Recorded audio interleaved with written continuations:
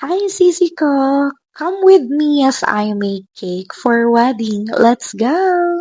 Tamang kaway muna sa inyo bago magsimula at naglagay ulit ako ng glucose dito as usual. Tapos, pinagati-hati ko na din yung aking mga cake. Ayan, naglalagay na ako dyan ng chocolate filling at lahat po ng mga filling ko ay homemade. Ako po mismo yung gumawa, hindi ko po sila binili sa mga baking store. Kaya alam nyo na po kung bakit medyo mahal talaga ang mga customized cake. Kasi we are working hard lalo sa pagpapakinis ng mga cake so that we can make sure po na talagang made-deliver sa inyo ng maayos at maganda. Regarding naman po sa mga delivery fee, akala ng iba minsan kasama na yun sa binayaran nila, pero hindi po. We are doing car delivery at kasama na din po doon ang pagme-make sure na makakarating sa venue or sa events place ang inyo pong mga cake.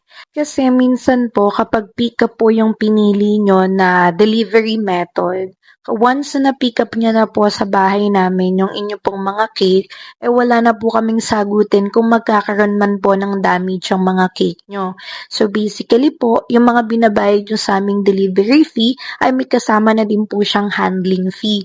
Minimake sure din po namin na air condition yung cake lalo kapag binabiyahe siya. Yung umorder nga po pala nito ay nasa Japan since wedding ng kanyang kapatid. Ito po yung pinaka-gift niya sa kanya pong kapatid. Kaya thank you so much, sir, for trusting Isla Viens.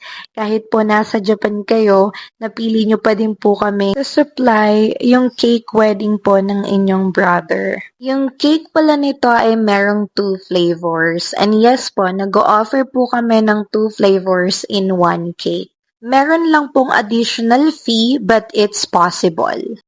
Nakukulangan talaga ako sa design ng cake na 'to, pero ayan, bandang huli na-satisfy naman ako lalo nung naglagay na ako ng mga draggies. And para po sa ating couple, Sir Ivan and Ma'am Steph, we wish you a good life together. And to our repeat client, Sir, thank you so much po for trusting Isla Bien. Sana po ay nagustuhan nyo ang cake for your brother's wedding.